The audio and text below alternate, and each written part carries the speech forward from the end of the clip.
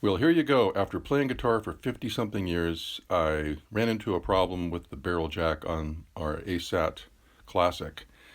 And even though it's exactly the same dimensions, in certain terms, we found the need to replace this barrel jack, stock barrel jack, with a updated Switchcraft 151.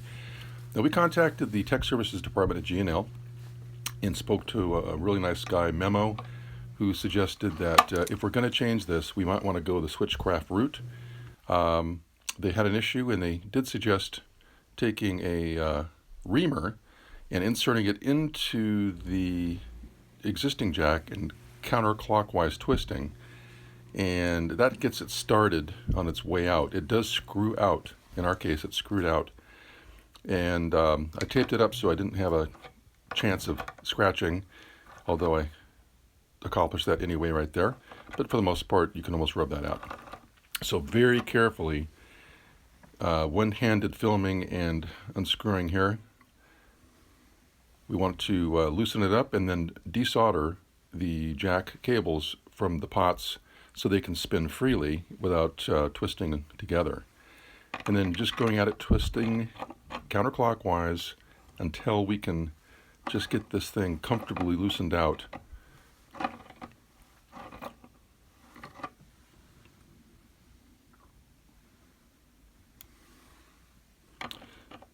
And after a few minutes, we were able to get it to a point where we can get it with the finger and just let those wires twist freely as you screw it out.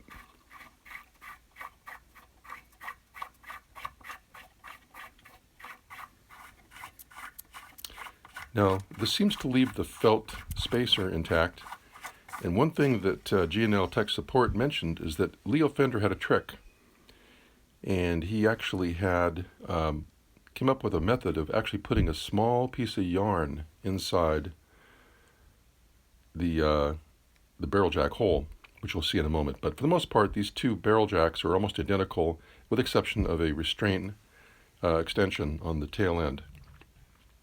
The face, everything about it looks perfect, exact. One on the left is the original, one on the right is the new Switchcraft. So this little piece of yarn, I guess, helps things twist out, or doesn't bind the wiring, I suppose, but we'll put that back in as we do things.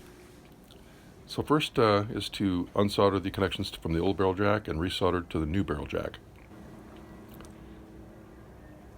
We're using a silver solder composition solder, not just all lead, and very carefully tab that and just let it sit for a good 10 seconds so it can bind without getting a cold solder joint.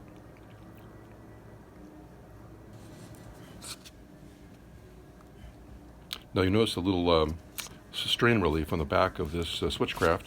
We'll pinch those together just to make sure those cables don't have any kind of binding and twisting when we're reinserting and spinning this thing dozens and dozens of times back into its normal position.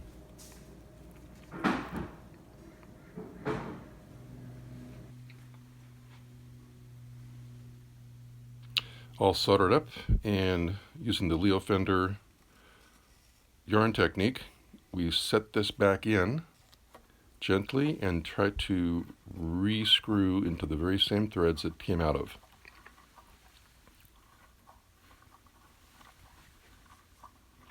One tip, you may want to center that restraining tab so that when you spin, it's not scratching the inside of the barrel hole.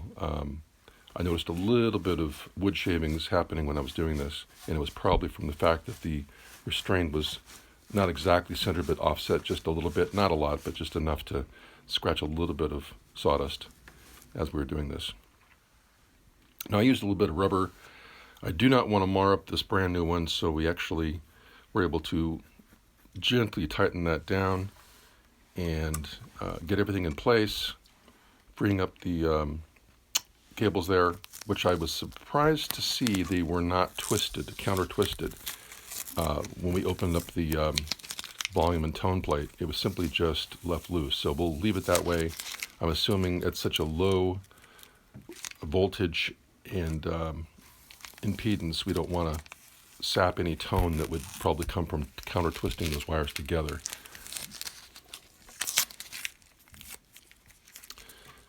Now that we're pretty much done and tight, we're going to remove this protective tape, exposing the absolutely gorgeous finish on this ASAT Classic G&L. There's that little scratch. Hopefully we can deal with that later. Now we're going to resolder those connections back to the ground and the center pot on the center tone control. I'm putting a little bit of tin foil just so that any drips of solder potentially don't land on that oh so beautiful finish, keeping it all as much stock as possible. Now that that's done, we're going to remove this little bit of protective foil, and all we have to do is drop back in the volume tone switch plate. Again, filming and repairing guitars are not always a one-handed deal. Now we just put those 2 set screws back in place, and almost done here.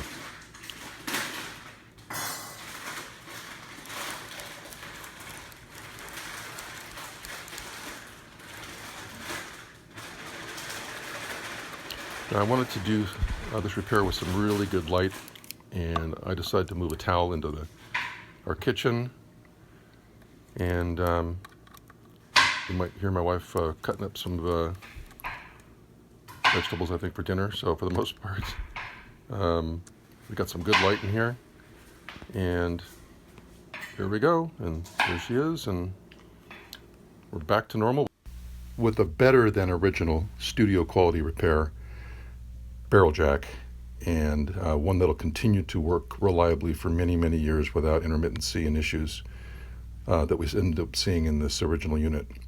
Anyway, thanks for watching.